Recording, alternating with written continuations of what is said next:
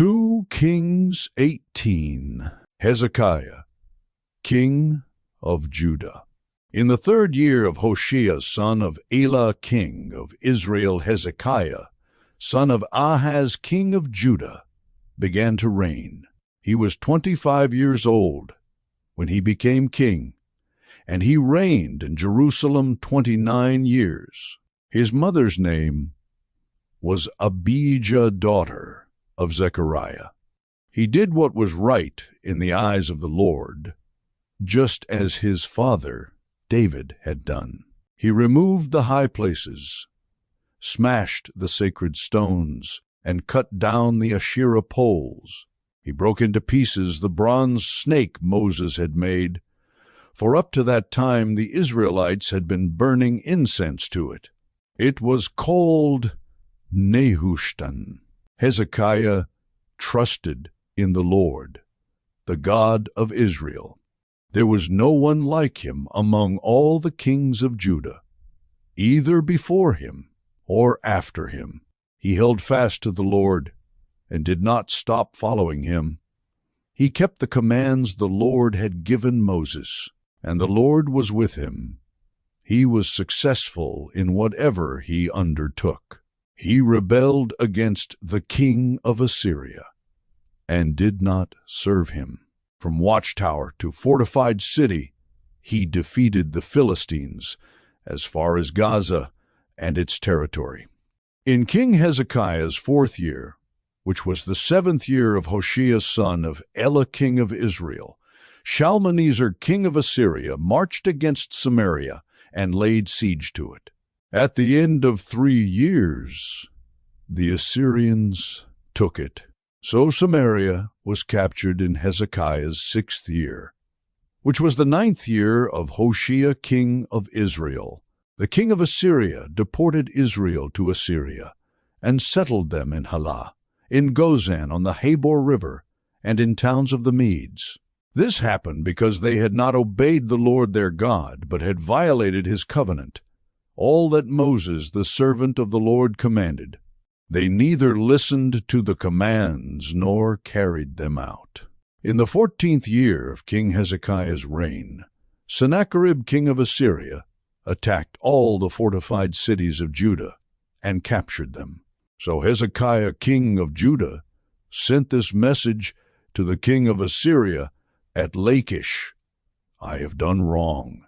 Withdraw from me, and I will pay whatever you demand of me. The king of Assyria exacted from Hezekiah king of Judah 300 talents of silver and 30 talents of gold.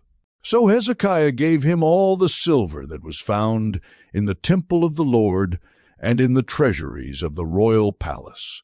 At this time, Hezekiah king of Judah stripped off the gold with which he had covered the doors and doorposts of the temple of the Lord, and gave it to the king of Assyria. Sennacherib threatens Jerusalem. The king of Assyria sent his supreme commander, his chief officer, and his field commander with a large army from Lachish to King Hezekiah at Jerusalem. They came up to Jerusalem and stopped at the aqueduct of the upper pool, on the road to the washerman's field. They called for the king, and Eliakim son of Hilkiah, the palace administrator, Shebna the secretary, and Joah son of Asaph, the recorder, went out to them. The field commander said to them, Tell Hezekiah, this is what the great king, the king of Assyria, says. On what are you basing this confidence of yours? You say you have the counsel and the might for war, but you speak only empty words. On whom are you depending that you rebel against me? Look, I know you are depending on Egypt, that splintered reed of a staff, which pierces the hand of anyone who leans on it. Such is Pharaoh, king of Egypt, to all who depend on him.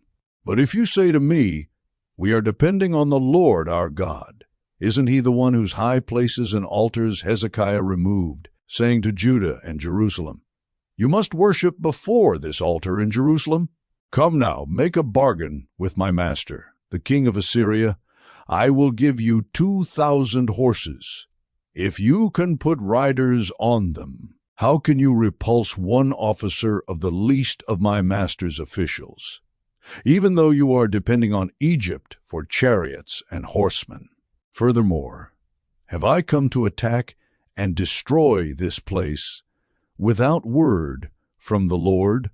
The Lord himself told me to march against this country and destroy it.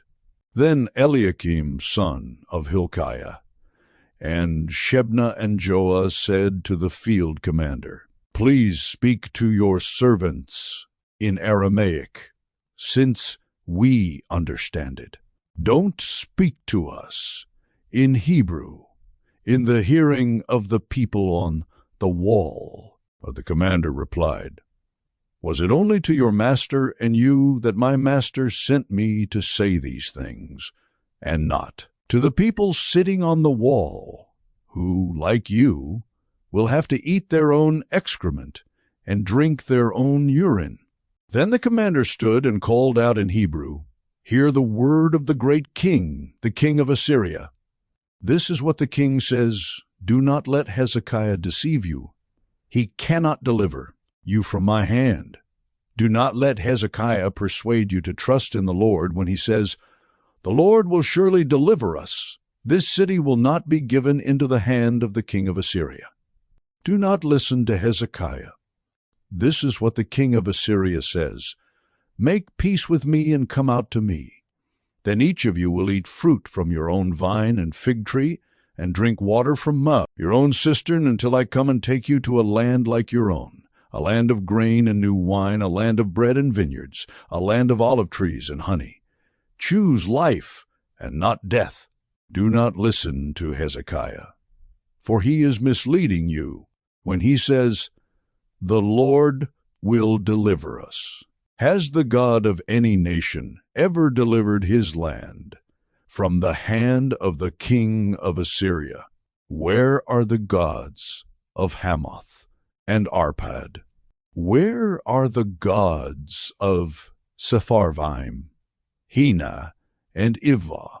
Have they rescued Samaria from my hand? Who of all the gods of these countries has been able to save his land from me? How then can the Lord deliver Jerusalem from my hand?"